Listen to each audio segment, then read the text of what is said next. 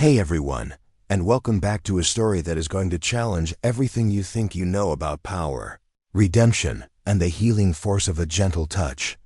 Imagine for a moment a creature so powerful, so consumed by rage, that the world has no choice but to label it ruthless. A force of nature, scarred and broken by a past it cannot escape, destined to be feared, isolated, and ultimately destroyed. Now imagine a man who shares that same label. A man who built an empire on a foundation of cold calculation and aggressive takeovers. A man who knows what it's like to be feared, to be powerful, and to be utterly, devastatingly alone. This is the story of two ruthless souls. One, a magnificent bison named Caesar, whose fury was legendary. The other, a reclusive millionaire named Julian Vance, whose ambition had cost him everything that truly mattered. Before we jump back in, tell us where you're tuning in from. And if this story touches, make sure you're subscribed, because tomorrow I've saved something extra special for you. What happens when a man who has forgotten how to be gentle meets a beast who has never known a gentle touch? I'm going to tell you a story that proves that even the most broken spirits can be made whole, and that sometimes the greatest fortunes have nothing to do with money. Are you ready? Because the journey we're about to embark on will change the way you see the world. In the sun-scorched plains of West Texas, on a private game ranch that catered to the whims of the wealthy, there lived a legend. But this was not a legend of heroism or nobility. It was a legend of terror. His name was Caesar, a 2,000-pound American bison of terrifying size and fury. He was a creature born of granite and shadow, his massive head a battering ram, his horns sharpened by years of frustrated rage against the steel confines of his pen. His dark, shaggy coat was a roadmap of violence, crisscrossed with scars from countless battles against fences, handlers, and any living thing foolish enough to enter his domain. Caesar was more than just an animal. He was an event, a force of nature that the ranch hands spoke of in hushed, fearful tones. They told stories of him shattering reinforced gates with a single charge, of him tossing feeding troughs 50 feet in the air as if they were children's toys.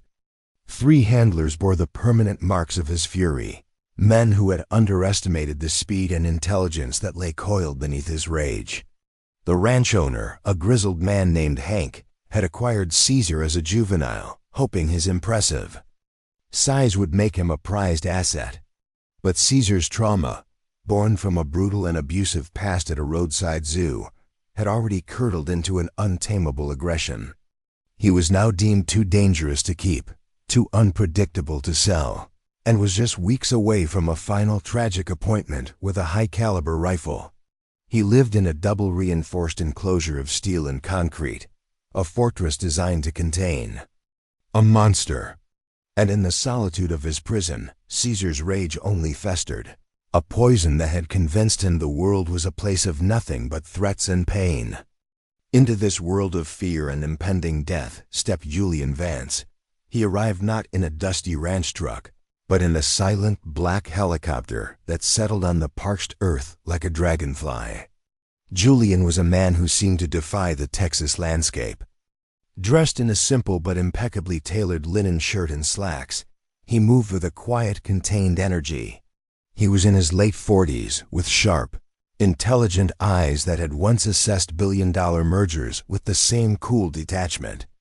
He had been a titan of the tech world, a visionary who had built a software empire from the ground up, earning the nickname the Vindicator for his famously ruthless business tactics.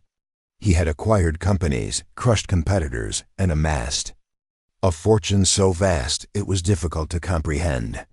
But 3 years ago, after the sudden death of his wife, the one person who had seen the man behind the monster, Julian Vance, had simply vanished.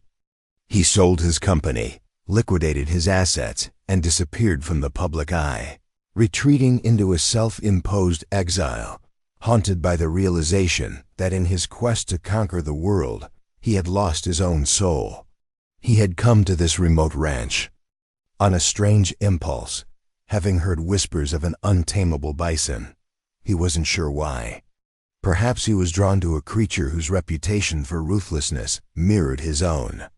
Hank, the ranch owner, led Julian to Caesar's enclosure, keeping a safe distance. "He's a magnificent beast, Mr. Vance, but he's pure poison," Hank warned, his voice grim. "We've tried everything. Sedatives, behavioral specialists. You name it, nothing works. He's a lost cause." As they approached, Caesar exploded into action.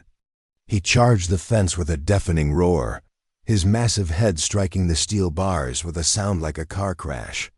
The ground shook, Hank flinched and took a step back. But Julian Vance stood his ground. He didn't flinch, he didn't move. He simply watched, his gaze fixed on the raging animal. And in that moment, something extraordinary happened. Julian wasn't looking at a monster. Through the dust and the fury, past the sharpened horns and the scarred hide, he looked into Caesar's dark, intelligent eyes. And in their fiery depths he saw not malice, but a profound and absolute terror. He saw an agony so deep it had no outlet but violence.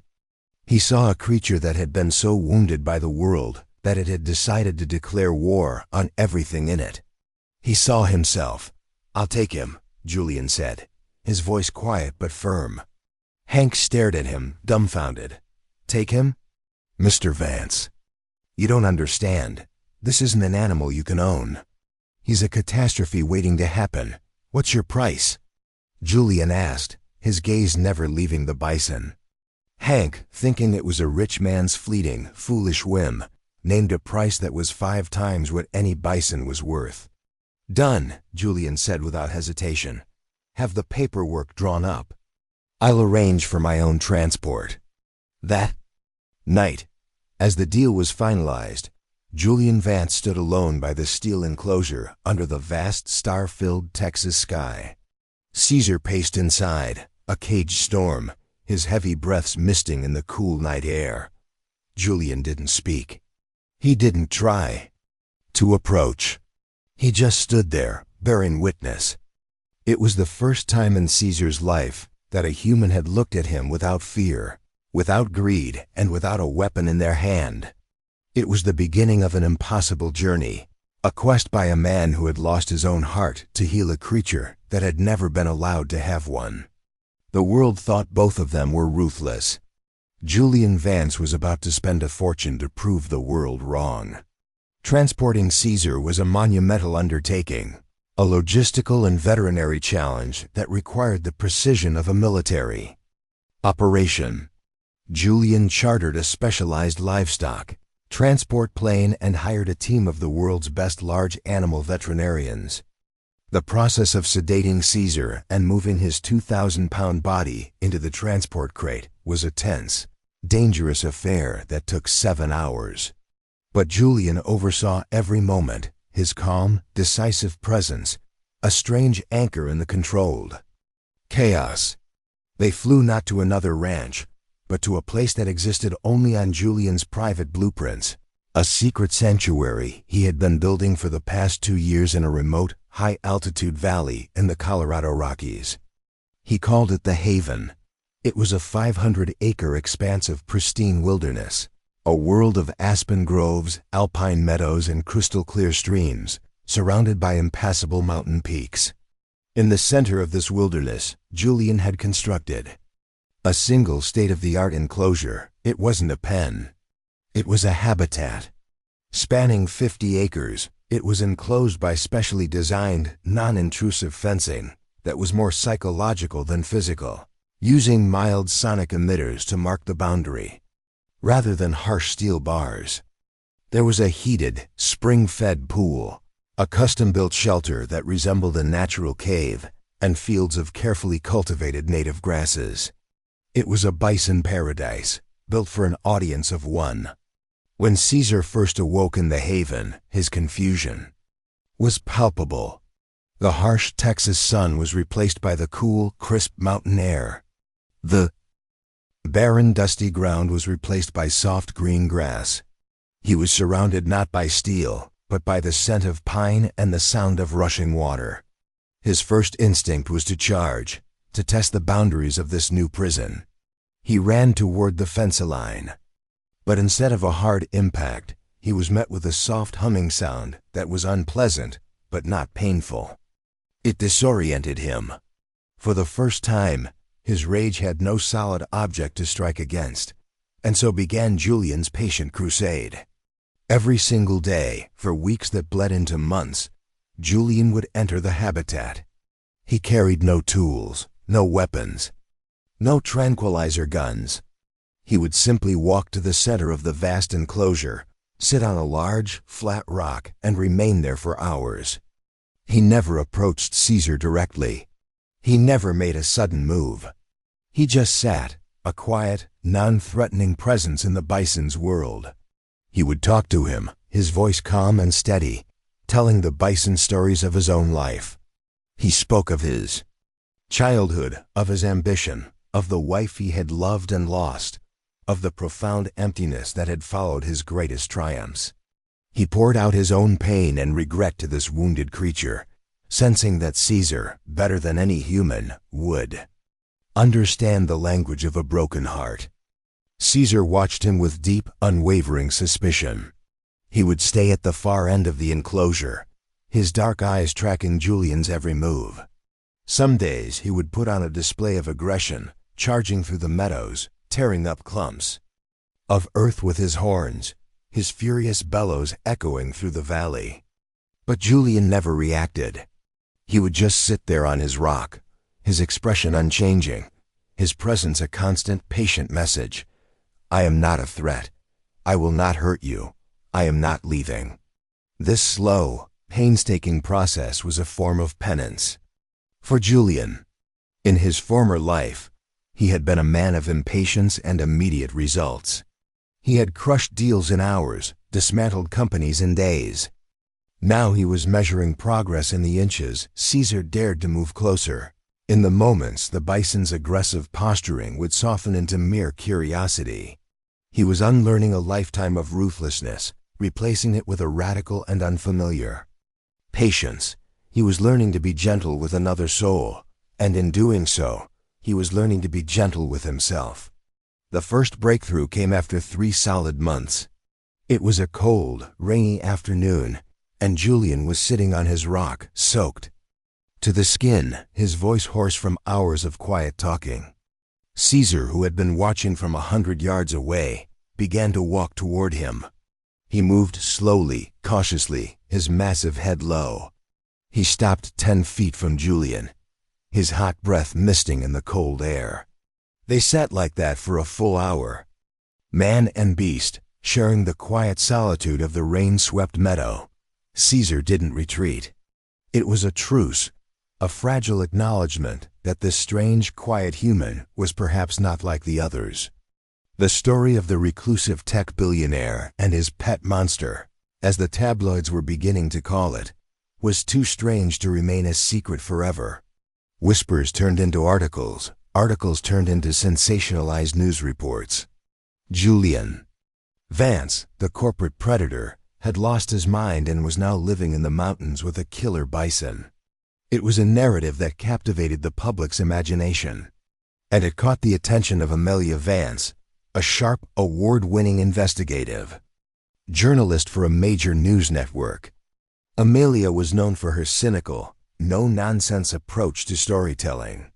She saw through PR stunts and corporate spin, and she was convinced Julian's bizarre project was nothing more than a calculated attempt to launder his ruthless reputation into one of eccentric philanthropy.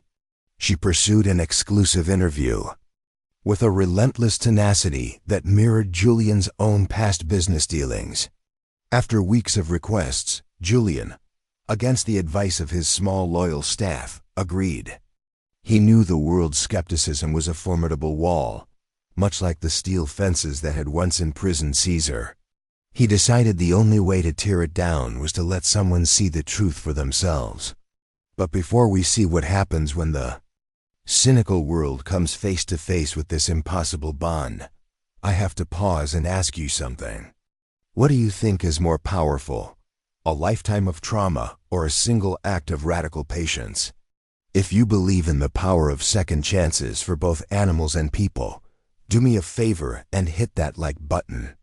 And make sure you're subscribed, with notifications on, because the moments of connection we share here are a powerful reminder that healing is always possible. Now let's get back to Julian and the incredible test their sanctuary was about to face. The second breakthrough, the one that truly shattered the walls of Caesar's trauma, happened a week before the journalist was scheduled to arrive. It was a clear, sunny morning, and Julian was on his rock as usual. Caesar, who now routinely grazed within 20 yards of him, seemed different that day. There was a new softness in his eyes, a lack of the constant tension that had defined his existence. After a long while, the magnificent bison lay down in the grass, a gesture of profound vulnerability he had never before displayed in Julian's presence. Then, slowly, he began to chew his cud, a sign of complete relaxation. Julian felt his heart ache with a hope so fierce it was almost painful. After another hour, Julian slowly, carefully, got up from his rock and began to walk toward the resting giant. Caesar watched him, his jaw moving rhythmically, but he did not get up. Julian moved with the slowness of a drifting cloud, stopping every few feet, speaking in low, soothing tones. He stopped just an arm's length away from the bison's massive head. He could see the intricate patterns in his dark fur, could feel the warmth of his body, could smell the sweet scent of grass on his breath. Julian knelt down in the grass, making himself smaller, less threatening. "You've been through so much, haven't you, my friend?" he whispered. "They hurt you. They made you afraid. I know what that's like. To build walls so high no one can ever hurt you again. But it's a lonely life, isn't it?" He slowly extended his hand, palm open, stopping inches from Caesar's face. He didn't try to touch him, he just offered.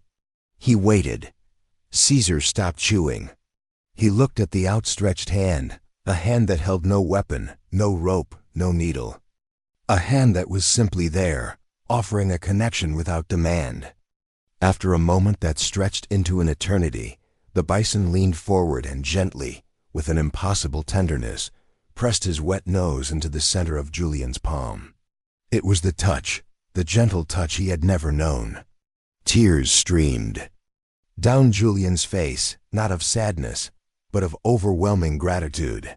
In that single silent moment, two ruthless souls, a man and a bison, had finally found a peace the world had always denied them.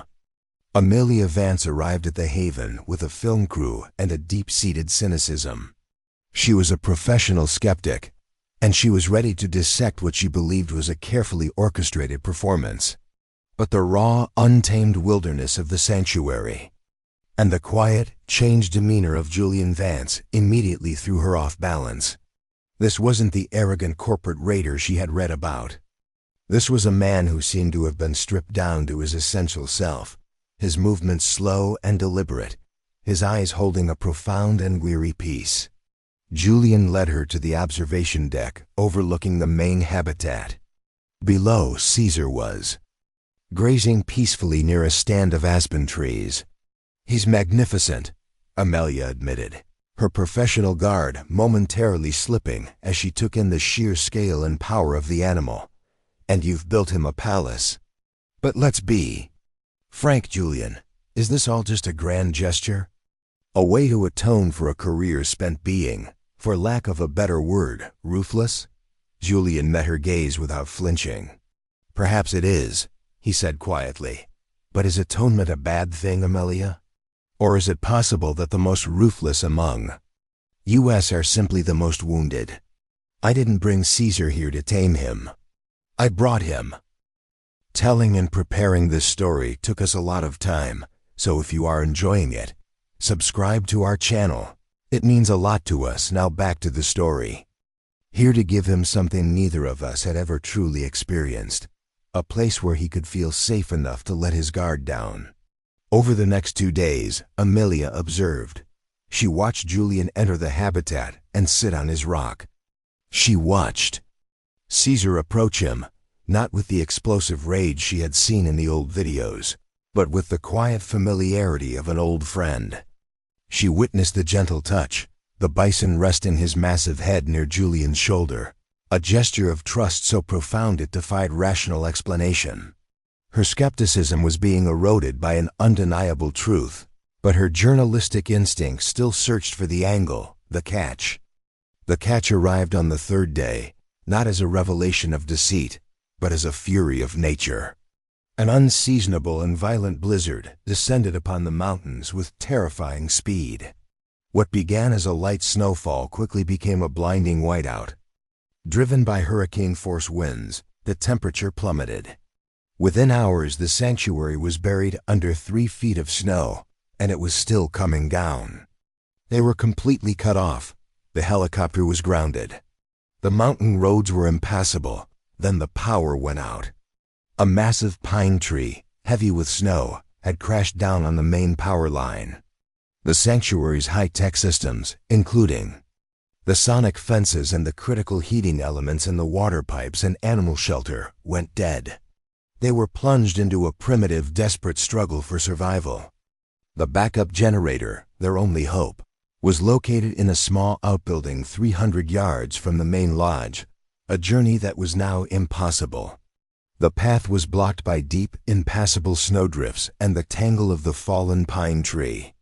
"We're trapped," Amelia said, her voice tight with a fear she rarely allowed herself to show. "The temperature is dropping to below zero. We won't last the night without heat." Julian, however, was strangely calm. He was looking out. The large picture window of the lodge, not at the storm, but at Caesar. The bison was not panicked. He was in his element. He stood in the swirling snow, his thick hide impervious to the cold, his massive body a fortress against the wind. His bison instincts, honed by 10,000 years of surviving brutal winters, were fully awakened. He knew what to do in a storm. He knew how to find shelter, how to conserve energy, how to survive. In that moment, Julian knew what he had to do. It was the ultimate test of the trust they had built, a gamble that would seem like madness to anyone else. "Get your warmest gear on," he said to Amelia and the 2 crew members huddled in the lodge. "What for?" the cameraman asked, his teeth chattering. "We're going to the generator shed." "That's suicide," Amelia exclaimed. "We'll freeze to death before we get 50 feet. "No, we won't," Julian said, his eyes still locked on the bison. "We have a guide." He walked to the main control panel, which was now running on a small emergency battery. With a steady hand, he keyed in the override code and deactivated the final lockdown on the main gate of Caesar's habitat. The gate slid open with a soft hydraulic hiss. Caesar lifted his massive head, sensing the change. He looked toward the open gate, then toward the lodge where Julian was standing. He understood. This wasn't an escape. This was a request. A mission. Julian walked out onto the snow-covered deck and called his name. "Caesar, I need your help, my friend." The bison walked purposefully out of his enclosure and toward the lodge. He stopped before Julian, his breath creating a huge cloud of steam in the freezing air. His dark eyes were calm and intelligent. He was ready. What happened next was filmed by Amelia's cameraman on a battery-operated camera, footage that would later stun the world. Julian, with Amelia and the crew following closely behind, began their trek toward the generator shed, with Caesar leading. The way, the bison became a living snowplow. He lowered his massive head and plowed through snowdrifts that were 5 feet deep, creating a clear path behind him. When they reached the massive fallen pine tree that blocked their way, Caesar didn't hesitate. He pushed his powerful shoulders against the trunk, his muscles straining, and with a great heave, he moved the multi-ton obstacle aside as if it were a log. He was their shield against the wind, his enormous body absorbing the brunt of the storm, allowing the fragile humans to walk in his wake. He led them directly to the shed, his instincts a perfect compass in the whiteout. They reached the building, their faces numb with cold, but their hearts alight with a disbelieving awe. While Julian and the crew worked frantically to start the generator, Caesar stood guard outside, a silent, dark mountain of an animal, calmly facing into the storm as if to challenge it personally. The power flickered back on. Heat began to flow back into the lodge. They were safe. And it was all because of the ruthless beast, the lost cause. Later that night, huddled around the fireplace in the warm lodge, Amelia Vance looked at Julian with new eyes. Her cynicism was gone, replaced by a profound respect. "I don't understand," she said, her voice barely a whisper. "Everything I thought I knew. He saved us." Julian looked out the window at Caesar, who had returned to his habitat and was now resting peacefully in his shelter as the storm raged outside. "He didn't save us because he's tame," Julian said. "He saved us because he finally trusted someone. I spent the first half of my life being ruthless to prove I was strong. Caesar was ruthless because he was terrified. We were both wrong. Real strength isn't about power or control. It's about having the courage to offer a gentle touch, and the grace to accept one when it's offered." Amelia's story was not the cynical expose she had planned.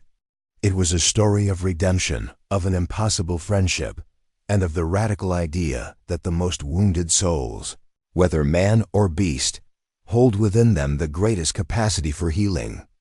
The piece went viral, and it changed the public perception of Julian Vance forever.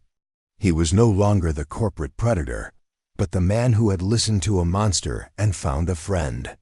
The haven became a symbol of hope, and Julian dedicated the rest of his life and his fortune to creating more sanctuaries for other lost causes.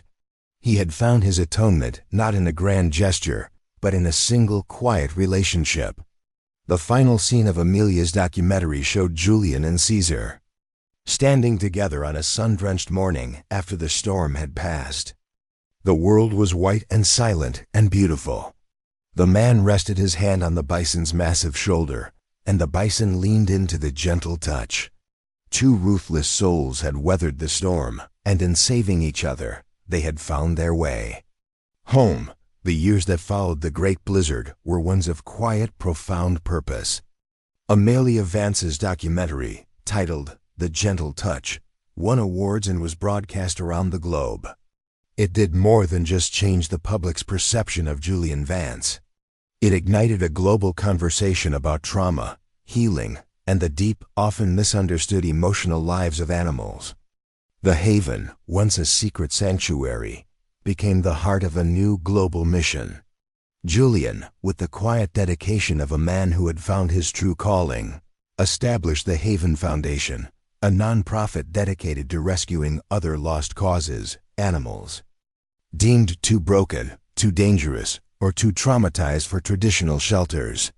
He poured his vast fortune not into acquiring companies, but into acquiring land, creating a network of sanctuaries across North America, each one modeled after the principles of patience and respect he had learned with Caesar. Caesar himself became a living symbol of this mission. He was the soul of the haven, a majestic, serene patriarch who roamed his 50-acre paradise with the calm assurance of a king in his castle. The fury was gone, replaced by a deep, rumbling peace. Dignitaries, scientists, and philanthropists would come to the haven, and Julian would take them to the observation deck. He wouldn't give speeches or presentations. He would just let them watch as he entered the habitat and sat on his rock, and as the magnificent bison would amble over to rest his massive head on his friend's shoulder. The sight was more powerful than any words. It was a living lesson in the transformative power of trust. For Caesar and Julian, life settled into a comfortable, healing rhythm. Their bond, forged in solitude and tested by the storm, was now the bedrock of their existence. They were two survivors who had found in each other a solace the world could not provide. Julian, the man who had once commanded boardrooms with an iron will, now found his greatest joy in the quiet companionship of the magnificent beast he had saved. And Caesar, The creature who had known only cruelty and confinement had learned the language of kindness. He was, for the first time in his life, profoundly happy. But fame, even the benevolent kind, casts a long shadow. And in the darkest, most forgotten corner of Caesar's past, that shadow began to stir. In a dilapidated trailer park in rural Arkansas, a bitter, broken man named Silas Blackwood saw a ghost on his flickering television screen. Silas was a man whose cruelty was matched only by his failure. He was the former owner of the squalid, bankrupt roadside zoo where Caesar had spent the first brutal years of his life. It was Silas's whip that had left the first scars on Caesar's hide. It was Silas's neglect that had planted the seeds of rage in the young Bison's heart. When his zoo had been shut down by the authorities, his animals were seized and auctioned off. Silas had assumed the aggressive young Bison had been destroyed years ago. Now, watching the Millionaire Vance's award-winning documentary, he saw the face of his former property, his monster, being celebrated as a symbol of gentleness. He saw the millionaire, Julian Vance, being hailed as a savior. And something twisted and venomous inside him curdled into a singular, obsessive thought. That's my Bison. That's my monster. He didn't see a story of redemption. He saw a story of theft. He saw a world fawning over a gentle giant, and he knew, with the absolute certainty of a creator, that the fury, the real Caesar he had forged in fear and pain, was still there underneath. He didn't want the money. He wanted the validation. He wanted to prove that the world was wrong, that Vance was a fool, and that the only truth the Bison knew was the one he, Silas Blackwood, had beaten into him. He began to dig through a footlocker of old, water-stained papers, searching for the original bill of sale, the dubious paperwork from a long-forgotten livestock auction. He was a ghost himself, but he was about to come back to haunt the peace of the haven. The first letter arrived from a low-rent law firm in Little Rock. It was a crude, blustering demand letter, full of legal jargon and baseless claims. It alleged that the Bison known as Caesar was, in fact, the legal property of one Silas Blackwood, and had been illicitly obtained following the unjust dissolution of his business. It demanded the immediate return of the animal. Julian's legal team dismissed it as a frivolous, opportunistic shakedown, the kind that often follows high-profile stories. They sent back a curt, dismissive response. But Silas was relentless. He was a man with nothing to lose and a lifetime of resentment to fuel him. He filed a formal lawsuit. The legal battle that ensued was a jarring intrusion into the peaceful world of the haven. It was a fight that pulled Julian back into a world of depositions, motions, and strategy sessions he thought he had left behind forever. But this time, his fight was not for market share or intellectual property. It was for the soul of his friend. Silas Blackwood's legal claim was flimsy, based on poorly documented ownership papers from over a decade ago. But the legal system is a grinder, and Silas knew how to work it. He gave interviews to tabloid news sites, painting himself as a simple man whose prized animal was stolen by a powerful billionaire. He played the victim, a narrative that some outlets were all too happy to run. Vance thinks he can just buy whatever he wants, even other people's property, Silas claimed in one sleazy online video. But that Bison is mine. I raised him, I know him, and I know the monster is still in there. Vance is endangering the public with his rich man's fantasy. The lawsuit forced Julian to defend not just his ownership, but the very nature of his relationship with Caesar. He hated it. He hated seeing their bond reduced to legal arguments and psychological assessments. He called Millionaire Vance, who had since become a trusted friend and an advocate for his foundation. He's trying to drag Caesar back into the mud, Amelia, Julian said, his voice tight with a controlled anger. He's trying to redefine him as a monster. Amelia, whose journalistic instincts were now fueled by a fierce loyalty, went to work. Let me handle the mud, Julian, she said. You focus on the law, I'll focus on the truth. She flew to Arkansas and began digging into Silas Blackwood's past. What she uncovered was a horrific history of animal cruelty, a trail of neglected animals, unpaid fines, and citations from the USDA. She found former employees who were willing to testify, off the record at first, about the brutal methods Silas had used, the starvation, the beatings, the tiny, filthy enclosures. She was building a case in the court of public opinion that would demolish Silas's victim narrative. Meanwhile, at the Haven, the legal pressure began to have a subtle, insidious effect. Though Caesar could not understand the human legal drama, he could sense the change in Julian. He could feel the tension, the worry, the renewed fight in the man who had been his source of peace. The Bison became more watchful, more protective. When Julian's lawyers would visit, Caesar would often stand at a distance, his gaze fixed on the newcomers, a low rumble occasionally vibrating in his chest. He was sensing a threat to his herd, a threat to Julian and his guardian instincts. Were sharpening once more. The legal battle dragged on for months. Julian's lawyers were confident they would ultimately prevail, but Silas, with the rabid tenacity of a cornered animal, kept finding new ways to delay and harass. He filed motion after motion, demanding independent psychological evaluations of Caesar, demanding access to the Haven to inspect his property. Each request was a new violation, a new attempt to pierce the sanctuary's peace. As winter approached and the first snows began to dust the high peaks of the Rockies, Julian felt the weight of the fight. He had built a paradise, but the ugly, cynical world he had tried to escape was clawing at its gates. He worried most about Caesar. Could their hard-won peace survive this sustained assault from the ghost of his past?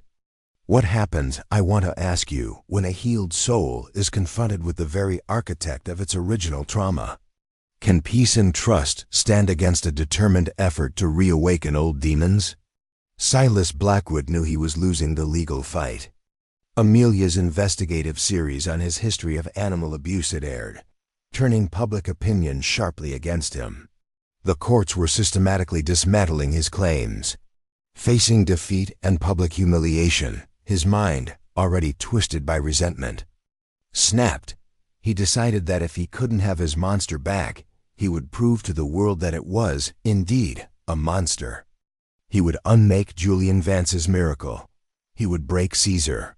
He was a skilled woodsman and a hunter, and he had studied the maps of the area around the Haven for weeks. He knew the official security was at the main gate, but he also knew the surrounding wilderness was too vast to patrol completely. He waited for the cover of the same kind of storm that had once brought Julian and Caesar together. A late winter squall, not as severe as the Great Blizzard, but strong enough to knock out communications and make travel treacherous. Under the cloak of driving snow and howling wind, Silas bypassed the perimeter fences, making his way through the dense forest on foot, a ghost moving through the storm. He wasn't carrying a gun. A gun was too clean, too quick. He carried the tools of his old trade, the instruments of Caesar's original torture.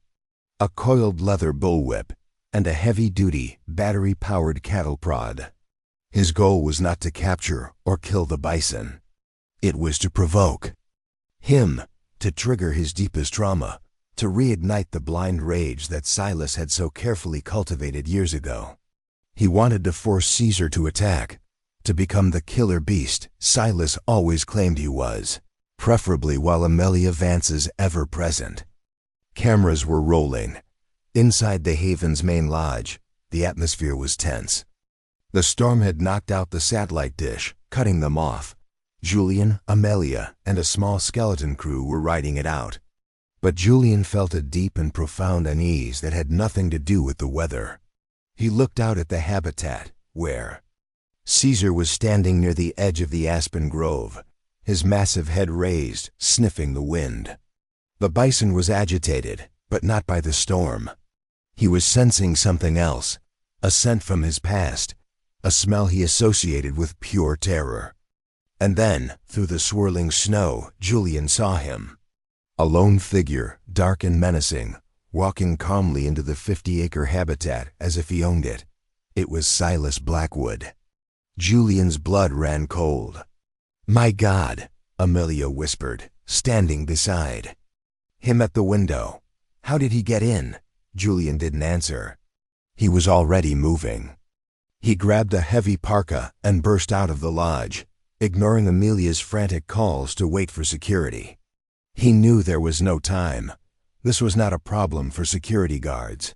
This was a showdown between a healer and a monster, and Caesar was trapped in the middle dot. By the time Julian reached the habitat's entrance, Silas was already halfway to Caesar. "Caesar!"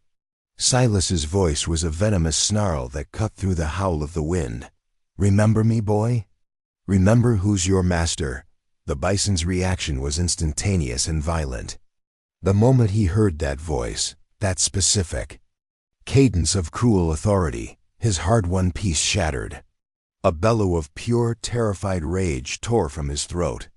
The calm patriarch disappeared, replaced in an instant by the raging, cornered beast from the Texas pen. He pawed at the snowy ground, his eyes rolling, his body trembling with a mixture of fear and fury. He was reliving every beating, every shock, every moment of his past trauma. Silas laughed, a horrible, triumphant sound. "There he is. There's the monster. Come on, you ugly beast. Show the world who you really are." He cracked the bullwhip in the air, the sound sharp and vicious, a gunshot from the past. Caesar bellowed again and lowered his head, preparing to charge. This was it. The moment Silas had engineered. The moment the world would see the truth. But just as Caesar was about to launch himself forward, another figure walked into his line of sight. Julian. He walked calmly, purposefully, into the space between the terrified Bison and the cruel man. He had no weapon. His hands were empty. He stopped, placing himself directly in the path of a 2,000-pound explosion of traumatized fury. "Julian, no!" Amelia screamed from the gate. Silas's eyes widened, a flicker of fear finally piercing his hateful glee. He had not counted on this. "Get out of the way, Vance," he shrieked. "He'll kill you." But Julian ignored him. He kept his eyes locked on Caesar's. He could see the terror there, the confusion, the war between a violent past and a peaceful present.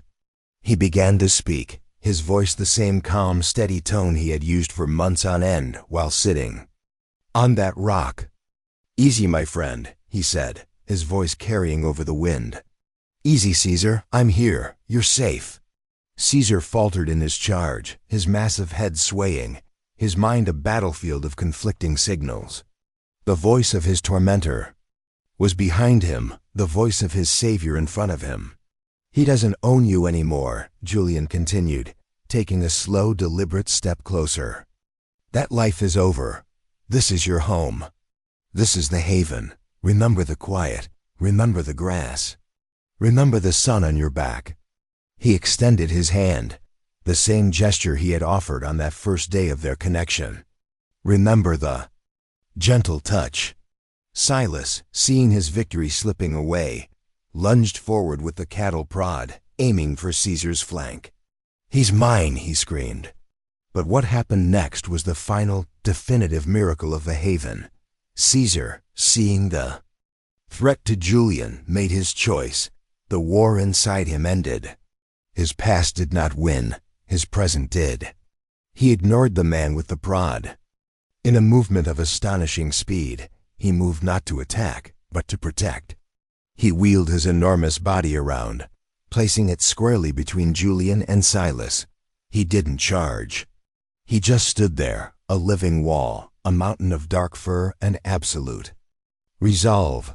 Then he did something even more profound. He pushed his massive head gently against Julian's chest, nudging him backward, away from the danger, while never taking his eyes off Silas. He was shielding his friend.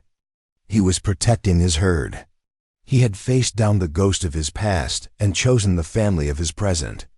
Silas Blackwood stood there, his weapon useless, his face a mask of disbelief and utter defeat. He had failed. The monster he had created had been vanquished, not by a bigger cage or a stronger weapon, but by a bond he could never comprehend. He looked into Caesar's eyes, and for the first time, he saw not fear, but a calm, unwavering strength that he knew he could never break. Arrival of the sanctuary security team was almost an afterthought. They took a defeated and sputtering Silas into custody. Amelia Vance, who had captured the entire breathtaking confrontation on her camera, knew she had just filmed the closing chapter to one of the most incredible stories of her career. The legal battle was over. The public battle was over. And most importantly, Caesar's internal battle was over. As the storm began to subside and a pale sun broke through the clouds, Julian and Caesar stood alone in the center of the snow-covered meadow. The only sound was the gentle whisper of the wind through the pines. Julian rested his forehead against Caesar's massive, warm side, his own tears freezing on his cheeks. He had faced down his own past, his own ruthlessness, and had found his redemption in the healing of another. But today, he had witnessed something far greater. He had seen that healed soul, in turn, face down its own demons and choose love over fear. It was the final unbreakable proof of their shared journey. The ruthless Bison was gone forever, and in his place stood a guardian. The ruthless millionaire was gone, and in his place stood a man who finally understood that the most valuable thing you could ever build was a sanctuary, a safe haven, a gentle place to call home. The footage Amelia Vance captured during the storm was more than just a dramatic news story. It was a legal and moral closing argument. It aired globally, a raw, unflinching testament to the final battle for Caesar's soul. The world watched, breathless, as Julian Vance walked into the teeth of a blizzard to stand before a raging, terrified Bison. They saw Silas Blackwood, the architect of that terror, wield his whip and cattle prod with vicious intent. And they witnessed the breathtaking, pivotal moment when Caesar, the monster, chose not to attack, but to shield his friend, becoming a living bastion of loyalty and love. The impact was immediate and absolute. Silas Blackwood's public persona dissolved from a misunderstood victim into that of a pathetic, cruel villain. The remaining shreds of his legal case evaporated. Faced with overwhelming video evidence and a mountain of sworn testimony from Amelia's sources about his past atrocities, he accepted a plea bargain. He was convicted on multiple counts of animal cruelty, trespassing, and assault, sentenced to the maximum allowable time in a federal prison. His name became a footnote, a cautionary tale about how cruelty ultimately consumes itself. The story, however, elevated the Haven Foundation from a philanthropic project into a global movement. Donations poured in from every corner of the world, from schoolchildren pooling their lunch money to corporations making multi-million-dollar grants. Julian, once the reclusive millionaire, found himself an unwilling but gracious figurehead for a new kind of conservation, one based not just on preserving species, but on healing individual, traumatized souls. The Haven in Colorado became the blueprint. With the influx of resources, Julian and his board, which now included Amelia Vance and a team of leading animal behaviorists, began an ambitious expansion. They acquired thousands of acres of land, creating new sanctuaries tailored to different species. There was a coastal sanctuary in Oregon for rescued sea lions suffering from trauma due to ocean noise pollution and injuries from fishing gear. A sprawling woodland refuge in Appalachia for black bears rescued from illegal biofarms and roadside zoos. A vast grassland preserve in the Dakotas for herds of wild horses saved from government roundups. Each sanctuary operated on the core principle Julian had learned with Caesar: patience, respect, and the radical act of offering a gentle touch without expectation. For Caesar, the confrontation with Silas was a final, exercising fire. The ghost of his past had returned, and he had faced it down not with the blind rage it had instilled in him, but with the quiet strength he had found in his new life. The last vestiges of his deep-seated terror seemed to have been burned away in that snowy meadow, replaced by an unshakable and profound serenity. He became the undisputed, gentle king of his domain, a role he wore with a quiet dignity. His days were spent in peaceful grazing, long naps in the sun-drenched alpine meadows, and his daily quiet communion with Julian. He was no longer just a resident of the haven. He was its spirit animal, its living embodiment of hope. It was this newfound peace that allowed Julian to take the next riskiest step in the haven's evolution. About a year after the incident with Silas, the Foundation was alerted to a situation at a bankrupt circus in Florida. The animals were being auctioned off, and among them was a creature considered even more dangerous and unfixable than Caesar had ever been. Her name was Zola, a full-grown Siberian tiger. Zola was a specter of psychological damage.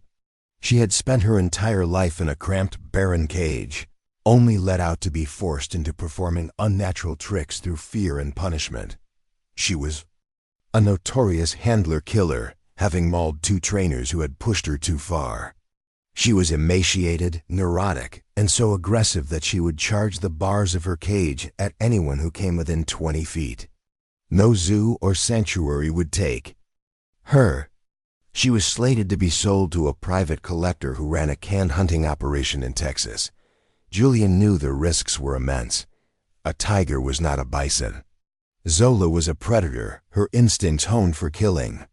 His team was vehemently against the idea of bringing her to the haven in Colorado. "It's too dangerous, Julian," his head veterinarian argued.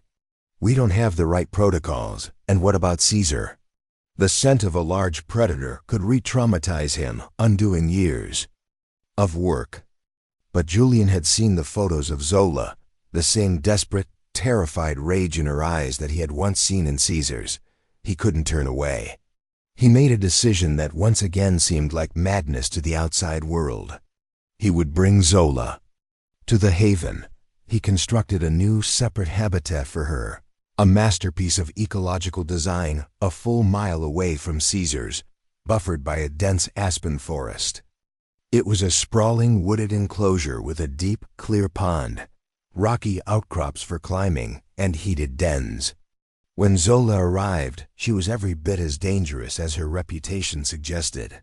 For weeks, she was a whirlwind of snarling fury, pacing the perimeter of her new home relentlessly, a prisoner still trapped in the memory of her old cage. Julian began the same patient process he had used with Caesar. He would sit for hours a safe distance from her enclosure, speaking to her in calm tones, a quiet, steady presence. But Zola was different. She showed no signs of calming. Her aggression was a wall of diamond-hard ice. It was Caesar who provided the unexpected key. Bison have an incredibly acute sense of smell and hearing. From his own habitat, a mile away, he could sense the new arrival. He could smell her fear, her rage, her profound pain. At first, he was unsettled. The scent of a large predator did awaken old, cautionary instincts. He became more watchful, his movements more alert. But he was not terrified. His peace was now too deeply rooted to be shattered. After a few days of this, he began to do something strange. Every evening, as the sun set behind the peaks, Caesar would walk to the edge of his habitat that faced Zola's enclosure. He would stand there, his head raised, and let out a long, low rumble. It wasn't a bellow of aggression or a call of challenge. It was a sound Julian had never heard before, a deep, resonant vibration that seemed to carry through the very ground. It was a sound of immense, unshakable calm. It was the sound of a creature who had weathered the ultimate storm and had come to know peace. He was, in his own way, speaking to her. He was telling her, "You are safe here. The storm can end." "I know." "I was the storm," Zola heard him. At first, she would respond with furious snarls, charging at the sound. But day after day, Caesar's evening call continued, as constant and reliable as the setting of the sun. Slowly, miraculously, a change began. Zola's frantic pacing started to lessen.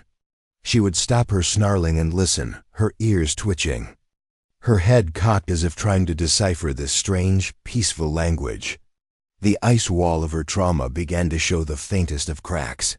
One evening, Julian was sitting at his usual spot near Zola's habitat when Caesar began his call. Zola, instead of pacing, walked to the edge of her pond, lay down, and simply listened. It was the first time she had shown any sign of relaxation since her arrival. Julian felt a familiar, powerful surge of hope. He realized that the healing of the haven was no longer just about his own actions. It was now a self-perpetuating force. The healed were becoming the healers. Caesar, the first lost cause, was now the sanctuary's most powerful therapist, his own hard-won piece of beacon. For the newly broken, the journey with Zola was long and arduous, taking more than a year of painstaking patience. But with Caesar's distant, calming presence and Julian's unwavering daily vigils, she too began to heal. The day she finally allowed Julian to approach her enclosure without charging, the day she responded to his voice not with a snarl, but with a soft, curious chuff, was a victory as profound as any Julian had ever experienced. The haven had proven its principle once more. He had not tamed a tiger. He had offered her a space so safe that she had finally given herself permission to be at peace. Julian Vance lived for another 20 years, dedicating every remaining day to his foundation. He became a global voice for a new kind of compassionate conservation. His story and Caesar's a constant reminder of the profound connections that were possible. He never remarried, but he was never alone. His family was the collection of broken souls he had gathered, the staff who shared his vision, and most importantly, the magnificent, gentle beast who had been his first and truest friend. Caesar lived to the ripe old age of 25, a long and peaceful life for a bison. He remained the calm, steady heart of the haven until his final day. He passed away quietly in his sleep, lying in his favorite meadow under the warm Colorado sun. Julian was with him, his hand resting on his old friend's massive, shaggy side. There was no sadness in his passing, only a deep sense of gratitude for a life that had been so miraculously saved and had in turn saved so many others. Julian buried Caesar on the highest ridge of the sanctuary, the spot overlooking the entire valley, the place where he had once stood guard against the blizzard. He erected a simple, massive, uncarved stone to mark the spot. There was no name, no dates, just the silent, powerful presence of the rock. The Haven Foundation continues its work today, a global network of sanctuaries that have saved thousands of animals. It is Julian's legacy, a testament to a life that found its true purpose not in acquisition, but in restoration. But for those who know the full story, the true legacy of Julian Vance and his ruthless bison is not in the buildings or the endowments. It is in the quiet understanding that the deepest wounds can be healed, that the most ferocious rage is often just a mask for the most profound terror, and that sometimes all it takes to save a soul, whether that of a man or a beast, is the radical, patient, and unwavering courage of a gentle touch. Visitors to the original haven in Colorado are still shown the great stone on the ridge. And sometimes they say, when the wind is just right, you can hear a low, deep, rumbling sound carrying across the alpine meadows. It is not the sound of a storm, or of rage, or of fear. It is the sound of a profound and everlasting peace. The echo of a great story does not fade, it transforms. It becomes the soil from which new stories grow. And so it was with the Haven. 20 years after Julian Vance was laid to rest beside the great, silent stone that marked Caesar's grave, the sanctuary he created had blossomed into a global testament to his vision. It was now run by Dr. Lena Petrova, a brilliant and empathetic zoologist who had first learned of Julian and Caesar as a young girl, watching Amelia Vance's documentary with wide, wondrous eyes. That story had set the course of her life, leading her to dedicate her career to understanding the psychology of traumatized animals. To be the director of the original haven was, for her, the carrying of a sacred trust. She lived and breathed the founding philosophy, patience, respect, and the healing power of a sanctuary. But every generation faces its own unfixable case, its own Caesar. For Lena, that case was Kale. Kale was a magnificent bull elephant rescued from an illegal logging camp in Southeast Asia, where he had been worked for 30 years under brutal conditions. His body was a tapestry of scars, but his deepest wounds were invisible. He had arrived at the haven 6 months prior, not with the explosive rage of Caesar, but with a far more difficult and heartbreaking affliction, a profound and unshakable despair. Kale had simply shut down. He would stand for days on end in one spot. His massive head hung low, his eyes vacant and dull. He barely ate. He refused to interact with the enrichment tools his habitat provided. He ignored the keepers, who spoke to him in gentle tones. He was a living statue of grief, a mountain of flesh slowly starving himself to death from a broken spirit. Lena and her team had tried everything. They brought in specialists. They altered his diet. They played calming music. Nothing pierced the thick gray wall of his depression. Lena felt the weight of Julian's legacy pressing down on her. She walked the same paths he had, looked out at the same majestic peaks, but she could not create the miracle he had. The fear of failing, of letting down the very principles the sanctuary was built on, was a constant, aching presence. One cold, clear night, unable to sleep, Lena found herself drawn to Julian's old study, which had been preserved exactly as he had left it. It was a simple, quiet room, filled with books on biology, philosophy, and engineering.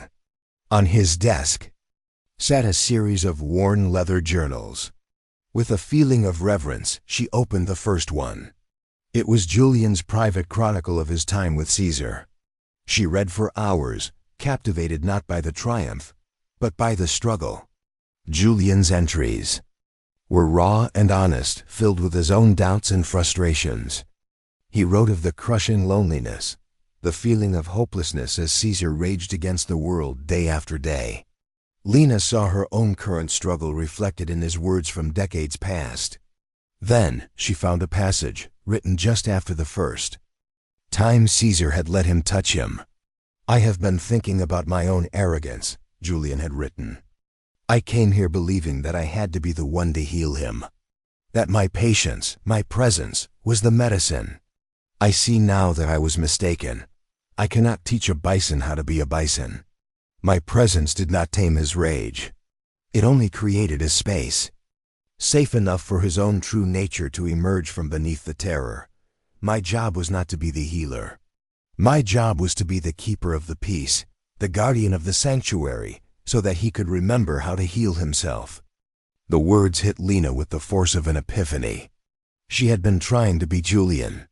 She had been trying to be the human who forges the connection. But Kale was not Caesar. His trauma was different. Caesar's rage was a defense against the world. Kale's despair was born of the loss of his world. Elephants are not solitary creatures. They are deeply, profoundly social, their identities woven into the complex fabric of their herds. Kale wasn't just traumatized. He was fundamentally, devastatingly alone. He didn't need a human to talk to him. He needed an elephant to speak his own language. With a renewed sense of purpose that electrified her entire team, Lena initiated the most complex rescue the Haven Foundation had ever attempted. Using their global network, they located an elderly matriarch elephant named Maya at a small, underfunded zoo in Eastern Europe that was about to close permanently. Maya was in her 60s, a gentle, wise soul who had spent the last decade alone after her companion had died. She was as lonely as Kale was. The logistical and diplomatic effort to transport her to Colorado was monumental. A multi-million-dollar operation involving cargo planes, cranes, and a team of international veterinarians. The day Maya arrived at the haven was a quiet, sacred affair. She was introduced into an adjacent habitat, separated from Kale by a wide, clear stream. For 2 days, nothing happened. Kale remained in his stupor. Lena's team began to worry. But on the 3rd morning, Maya walked down to the edge of the stream. She lifted her trunk and let out a low, rumbling call. It was a sound that hadn't been heard in this valley before, a sound ancient and full of a deep, resonant meaning. It was a sound of greeting, of recognition, of herd. Across the meadow, Kale's massive head lifted for the first time in weeks. His ears swiveled, his dull eyes showing a flicker of light. He turned his body and began to walk, his steps slow and hesitant at first, then with more purpose. He walked to his side of the stream, directly across from Maya. She rumbled again. A soft, encouraging sound. Kale took a deep, shuddering breath and answered with a call of his own.